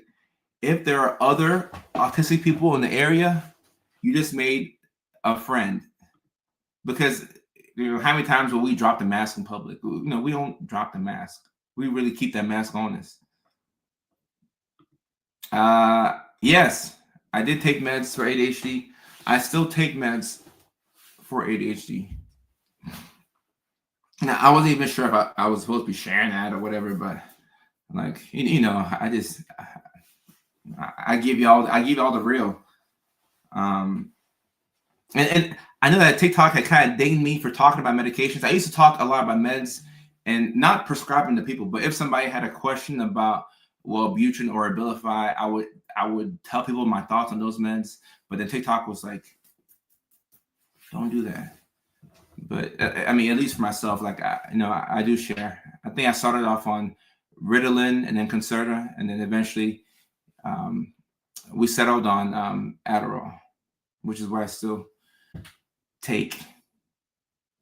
This is what I still take. Do you think a diagnosis is worth it? It's up to you. It really is up to you. If a diagnosis would help you either feel better or help you understand yourself more, I'd say go for it. But I know a lot of people who, I'll do a autism screening, which is different from an assessment, and I'll tell them that I'm pretty sure that they're autistic, or the ADHD will diagnose that. But I'm like, well, I'm pretty sure you have autism, and they're good with just that. They're like, all right, I don't have to pay $1,000 for an assessment. I'm okay knowing that I could be autistic. So it's a personal decision. Let me take a look at TikTok real quick. Coco. It's something that we would have discussed if you had brought it up. Buddy says, my family each morning, did you take your meds? Dang. Gabby, ADHD has to show up in boys. So it can show up as a boy who is disruptive, but also just know that the same way women can present with the inattentive ADHD, boys can also present with that. Katie says, Southern Belle, and I am told I am rude all the time. Katie, that's it. You got to move to California. You got to move to California, Katie. You got to move. You got to move. When I was 26. When I was 26 years old. Or 26, 27? Let me see. You see, you can tell I'm getting older because I got to do the math. I'm like, okay, I was born in 92. 26 would make it 2092, 2018. Yeah, 26. Look at me being old. Yeah, I started meds when I was 26. I got diagnosed when I was 26. It's a good it's a, how do I describe Wellbutrin? It's kind of like a Swiss Army knife. It does multiple things. Everything from helping people who want to, quit cigarettes, to helping people who have seasonal depression, to helping people who have the regular flavor of depression, to helping people who have ADHD who want stimulants. It's a pretty versatile medication. And TikTok, please don't shadow ban my live stream. I won't talk a lot about meds. TikTok, help me out now. The TikTok powers that be. And I've seen people talk about medications on TikTok before. I mean, they had smaller pages. I guess I can't do that. That's fine. That's cool. That's cool. Oh yeah, the regular flavor of depression. This is a really good question right here. Do I see this as a strength? I feel like a special interest, it doesn't have to be a strength or a weakness. It can just be your special interest. So I look at special interest as something that you legitimately enjoy. So if you enjoy it, then like you enjoy it. Don't stop that special interest. Like that's your thing. I will say that depending on what your special interest is, if it's in something that can make you a lot of money or something that gives you a lot of social status, then I guess people call those strengths. But as long as you can compartmentalize, I don't think it would hold you back for real, for real. I don't think it would hold you back. I'm homeless, 50 homeless, and 2 weeks self-diagnosed. Where can I find help? Mr. Terrence, what I would say is, first and foremost, I'm sorry about your situation. In terms of mental health help, there are certain clinics, depending on where you're at, that either have free clinics or indigent, you can't even say the word, indigent care. Can't say that word. It's a hard word for me. But there are different clinics that could provide mental health help for little to no cost. It does depend on where you're at. And hopefully those programs are combined with other programs that can help with housing. So I'm hoping that information can be helpful. The thumbnail for this live, where's the thumbnail?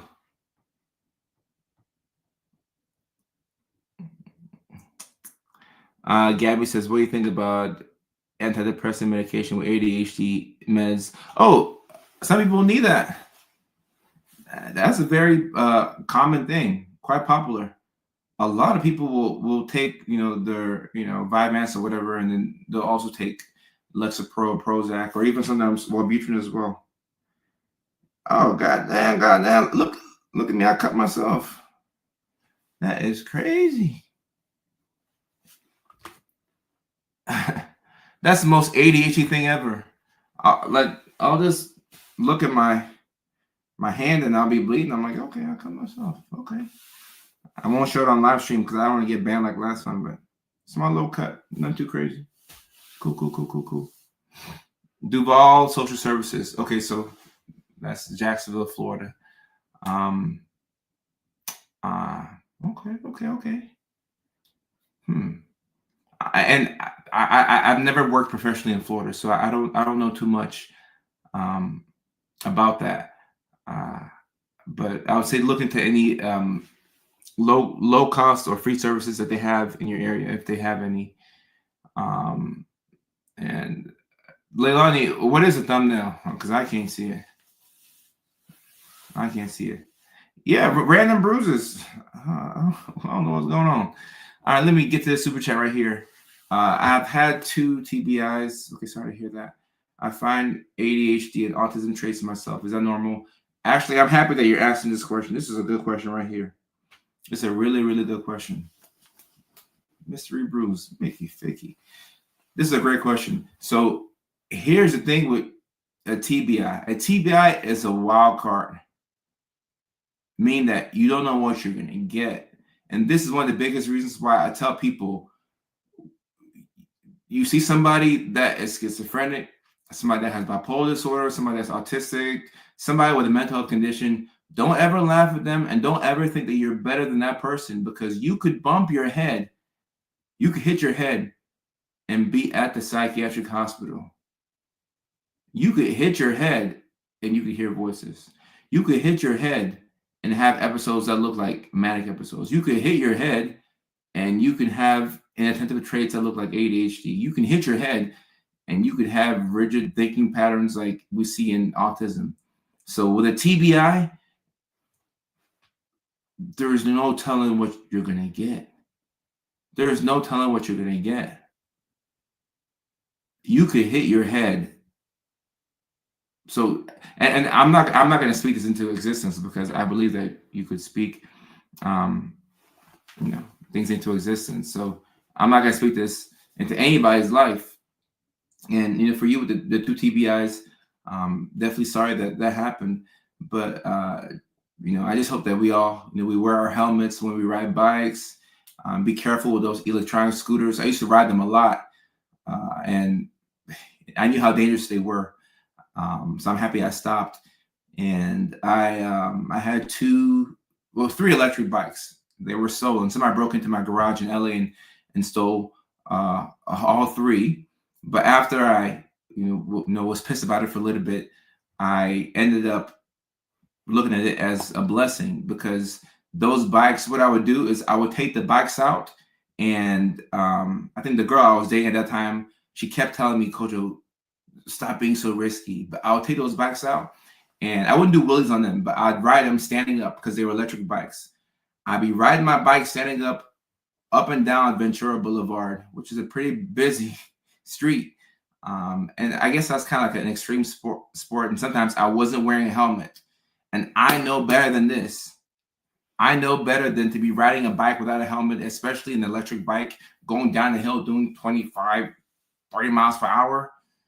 Not the best course of action for myself. So when my bikes were stolen, I said, maybe this is God talking to me, telling me that I'm being too risky with, what I'm doing and that he's trying to protect me. So with TBIs or with hitting your head in general, you can absolutely have ADHD and autism traits. So I don't know if that's normal, but I would say that that's in line with what I've seen with many people who've had traumatic brain injuries in the past. So protecting our heads, very important. You want to protect your head, okay? You want to protect your head. So don't judge yourself and understand that this is something that can happen from having a TBI. And to add to that, let's say I have a patient who has had a TBI and they're having symptoms that look like ADHD. And the topic comes up and they want to try ADHD medication. I would try it. Let's give it a shot. I've done it before and it's been helpful. So sometimes your site can do something off label, which just means that you use a medication that's not normally used for a certain thing to treat a certain thing. So it's an art as much as it is a science. I told my assistant, I told him, I said, John, I started tonight's live stream late. We're only going to do 40 minutes. And now it's been an hour and 40 minutes. See, guys, this is exactly what I was talking about. Do y'all see what's going on here? The title of this live stream is 3 reasons why transitions are so hard. And this live stream is a good example of what I'm talking about. It took me forever to start the dang stream. And now it's taking me forever to end the stream. I still have to hit the gym tonight. And I'm still going to hit the gym tonight. It'll be a little 25-minute workout, something not too crazy. I'm going to still go to the gym. I'm not going to break the promises I made to myself. But when I get on the live stream, it'd be so hard to get off. It's so hard to get off because I'm in a flow state and I don't like being interrupted when I'm in the flow state. It takes forever to start and forever to leave. Guys, I told my sister, I said, I'm doing 40. I said, I'm doing 40 minutes tonight and I'm going to the gym. I said, I'm doing 40 minutes tonight and I'm going to the gym. at 7:24 p.m. But right before I said, can you ask the Chateau what time on the 7th is the show, please, for the comedy show? Sure, we'll ask them via email. Then I said, I'm going live now. We'll keep it to 40 minutes and then head to the gym, reply to the things you edited, etc. That was almost 2 hours ago. Oh, my assistant knows me. He knows that I just be talking. And I had the desire to do a 40-minute stream, but you know how it is. You know how it is. So when this is your life, right? When you have a brain like mine, if you can construct a life where you're not penalized as much for going over an hour, that's what you want. So I'm not going to beat myself up for going over an hour. Like, I'm enjoying every minute of this. And next time I'll just know, okay, I'll say, all right, cool. Next time we're doing an hour. All right, we'll do an hour. But I'm not going to penalize myself for hey, it is what it is. I'll just do better next time. But I'm in a flow state. Someone says, do some push-ups, a wall sit. Right. I should have set an alarm. I'm not taking my own advice. I should have set an alarm. Or Leilani's been here the whole time. Ask the moderator, hey, can you give me give me a heads up on this? Like, I'm at 55 minutes or something like that. So probably I should have done that. Oh, yeah. Hey, this is me. This is me right here. Yo, this is me. Oh man. Some experiences are just not unique and very universal. I hate saying goodbye. Man, I'll be in the parking lot. I remember when I used to work at the psych hospital in Georgia. My good buddy Greg, who's also a nurse there, we would get off of work after working 12 hours, and we'd be in the parking lot talking for sometimes 2 hours. And we're like, all right, man, like, hey, all right, I'm out. I see you. And then we talk about something else. All right, man, I'm out. Oh, bro, ain't it crazy how? Hey, bro, all right. Hey, I gotta go. I gotta go for real. Hey, you know what's wild? Tell me how the Broncos quarterback hurt his knee, and the coach said that he had a pre-existing condition, but then he said, buddy, you're right. Ain't no stopping when we got the groove. The part, man. The parking lot. And no, look, I told myself 40 minutes. I told my sister 40 minutes, and I forgot. But yeah, all right. Next time on the stream, I'll let you know what I'm aiming for. And to be honest, I'm really aiming for an hour per stream, maybe hour and a half. But I'm really aiming for an hour per stream, and because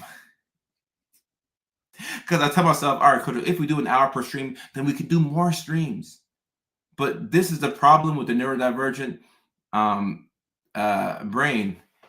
And this is just so funny right here. Rubbing. This is the problem.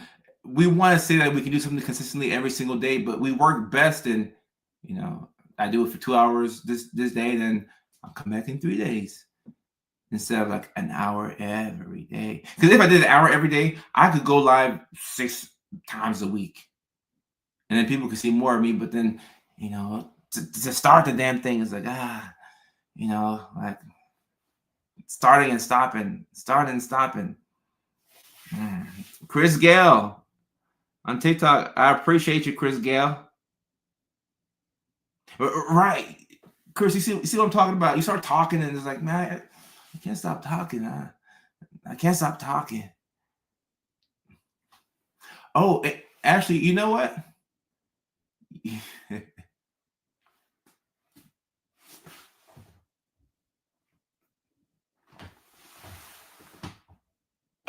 Oh my goodness. You know what, guys? You know what? I just realized that I took my Adderall before this live stream. That's why I was so damn thirsty. And that's why I just been yapping my butt off.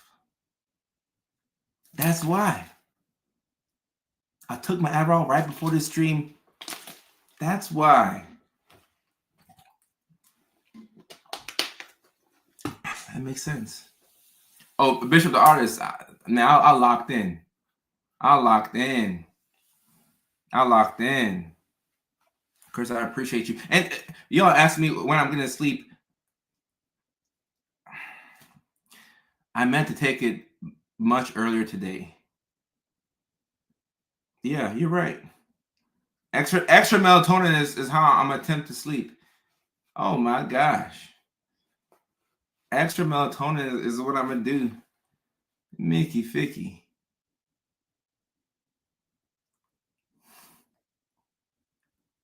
You're not supposed to take it late. See, Katie, you're right. I'm doomed. And I'm the same person who will tell my patients, I'll say, hey, make sure you don't take this after 3-4 p.m. because it can lead to insomnia. Look at me taking it at 7:24 p.m. Oh, heck no. Oh, heck no. Marcus, what's up? You're right. I know better. Oh, heck no. Oh, heck no. I'm going to be up tonight.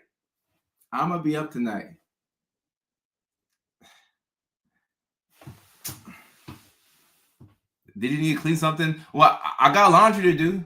So I may as well do laundry at night. I may as well clean the house. Since I'm not sleeping until 1 a.m., I may as well clean the house. Have me a little party. For sure, Marcus. It's been a minute. God damn. Oh, Kojo. This is a rookie mistake. I'm too grown for this.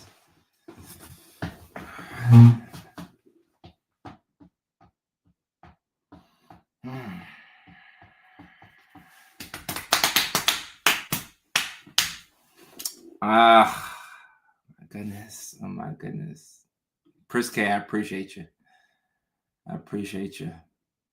And Minnie, thank you for the super chat. I appreciate you. Oh, wow. We haven't taken a day off of streaming in 2 years. Congratulations. That is an autistic superpower. My goodness.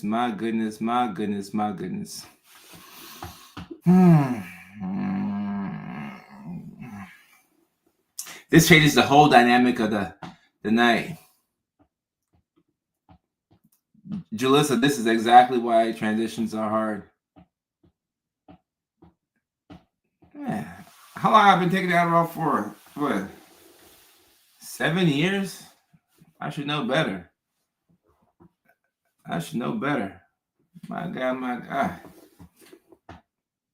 Haley, I appreciate you. Haley in Portland, I appreciate you. Oh, yeah, I'm human. I'm Herman.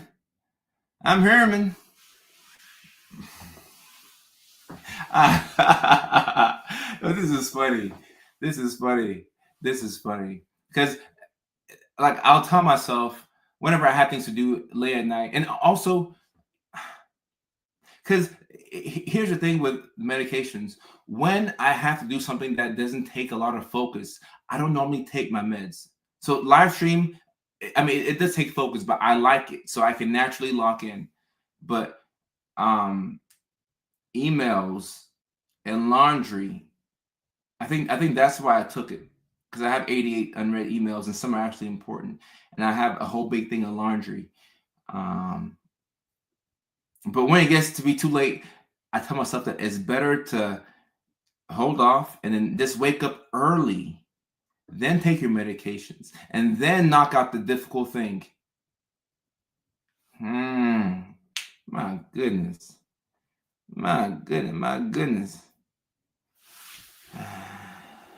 Book by Grace. You see what I'm talking about, right? Do I have a Facebook group? Do we have a free Discord? Link is in the bio. We have a Patreon also as well. And the Patreon is the best way to get your questions answered in video form. So we have that. Oh yeah, I gotta give myself grace. I give myself grace for sure, for sure. And Katie says, "Did you have a thing you wanted to tell us about?" Well, Katie, at this point, I'll be up all night. Which is, I mean, what y'all want to know? What y'all want to know? I'll be here all night. Uh, Connie, are you a fan too? Are you a fan as well? I can tell you're a loyal person if you're a fan. Isn't AuDHD to link words to song or shows? Ah, it could be if you start to stem. Like I stem my way into and out of songs. This weather isn't helping. What type of weather you have over there? Now that is pretty neurodivergent quoting things. Okay, all right. So you're a Titans fan. You're a Titans fan. Okay, I grew up there. Stimming can definitely be singing. It can definitely be singing. And 2010 Nina about the meds. It could be a side effect. It just depends on you and your genetics and what medication you're taking. Bishop says, "How do you deal with being overwhelming as an adult?" Don't judge yourself. Overwhelming to who? Oh, that's very subjective. Overwhelming to who? Your partner, your coworkers, your employees. Roll Tide. Roll Tide. Go Vols and go Titans. The Vols my third favorite college team. Does anyone listen to the same song and repeat? Oh yeah, that's a very neurodivergent thing. How many people have you met who match your vibe when you quote STEM though? Normally my friends tend to do this. My friends or whoever I'm dating, like we tend to be on the of same type of time, honestly. Humming, vocal stimming is our family's thing. I think my son just sprained his finger from hand flapping. Ooh, hopefully he's not hurting too much. All right. I will end the stream at 2 hours, so I'll give myself 3 minutes, 5 minutes, 5 minutes, 5 minutes, 5 minutes, 5 minutes, 5 minutes. A 5 minute countdown is about right. What's the best way to beat procrastination? To just do it, but make it fun for yourself. Turn it into a game. Turn it into a game. Put a timer. One thing that I used to do back when I was heavy into my gardening phase, which I'm not sure if I should even mention it, but I would take a special gummy. I'll take me an adult multivitamin gummy. If you know what I'm talking about, and I will tell myself that I have 35 minutes to get my work done before it kicks in. So that was my timer. I'm like, all right, I just took this Flintstones gummy, and I got a half an hour to get everything in before it kicks in. So that would work because I had to do my thing, or else, like I would only have 30 minutes to lock in before the gummy takes a hold of me. And once that Flintstones multivitamin takes a hold of you, there's no telling how high or how low you can get. So like that actually, in a weird way, would actually help me. It actually, I don't know if it's a relatable thing, but it worked. It worked because like I would quickly do everything I had to do because I'm like, all right, this gummy's gonna hit me, and when it hits me, there's no telling like how much time I got left. Like I gotta hurry up. I gotta hurry up. So that worked, but I'm sure there's other, family-friendly ways to get that done. After watching videos, I realized that that's AuDHD. Okay, Prissy Kate, welcome to the family. Fish oil can be helpful. I heard somebody talk about, or I saw somebody talk about omega-3s. Those could be helpful. Chelsea was good, and no one else has done that before. Okay. a lot of our experiences are not unique. I always felt like I didn't fit in when I was younger, and always felt like I didn't fit and couldn't follow conversations, and then at other times accidentally interrupt others, and then realize feel bad. And now it's making sense to you, huh? It's making sense to you. I set an alarm to clock back into work from lunch. Oh, Mac, I always needed alarms for that because I would try and take me an hour lunch break, and I'm like, you can't do that. So the alarms were always helpful. Alarms were always helpful.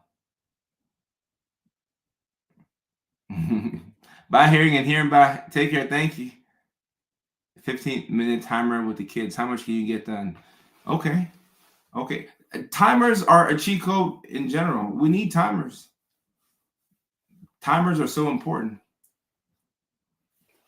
Timers are incredibly important. It's 2 hours, but I said I do like a 5-minute.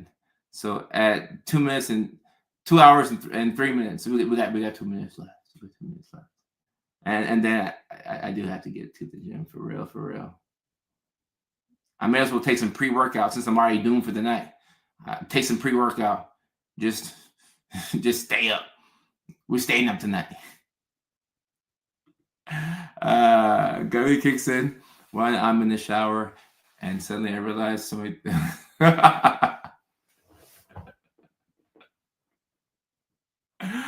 This is funny. No, this is funny. this is funny, and that's a very nice name. Inara, I never heard that name before. That's a very pretty name. Mac, I'm on the I'm right. Crash tomorrow. I'm on the West Coast, Mac. I'm on the West Coast. 41, recently diagnosed AuDHD. I feel like everything finally made some more sense. Light bulb moment, ain't it? A light bulb moment. And Chelsea says, why does everyone feel like we have a million friends and we feel like we barely have one? Probably because we see so many parts of ourselves in other people. But there's just a few people that really, really, really know us. I know, Stormy, I wanted to hang around longer, but I do have to hit the gym. And speaking of transitions, yeah, the videos that I want to do, I may not do the videos in this suit. The goal right now is to go get a Band-Aid and, cover up this mystery wound and go and hit the gym. It's also leg day, so I'm probably procrastinating because I hate leg days, but I don't want to be out here shaped like a Johnny Bravo. So I need to do leg days so that way we have, symmetry.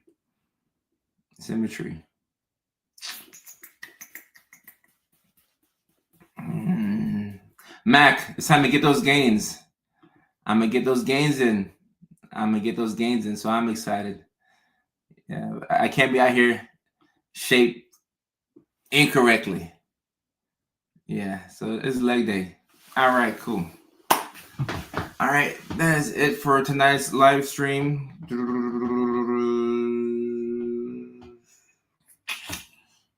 Let me see. We're not traveling this weekend. Okay, cool. Let's let's come back again. We'll go live again tomorrow. My live stream days that I have as a minimum, is Tuesdays and Thursdays. We've streamed every single day this week, and I am behind on some stuff, but we've streamed every single day this week, and it's I like it. I like hearing from y'all. It's super cool. We'll be back on the live stream again tomorrow. Same time, 6:00 California time. We'll take the weekends off, but we will stream again tomorrow. I want to have to come back again on this live stream. I'm gonna go hit the gym, get the priority stuff done, but the goal tonight, realistically, is to get to bed before 1 a.m. Honestly, like this Adderall is already in my system, so we're gonna make the most of it. But the goal is to get to bed between 12 and 1, and then tomorrow we can reset. All right, until Tomorrow's live stream, which is 9 o'clock New York time, 8 o'clock Nashville time, 7 o'clock Phoenix, 6 o'clock in Los Angeles, 5 o'clock in Alaska, 4 o'clock in Hawaii. I think this is also 2 a.m. in the United Kingdom, from what my UK boys and girls have told me. So until tomorrow's stream, I'm going to see y'all then. Y'all try and get some sleep tonight. I will do my best. Take care. Love y'all.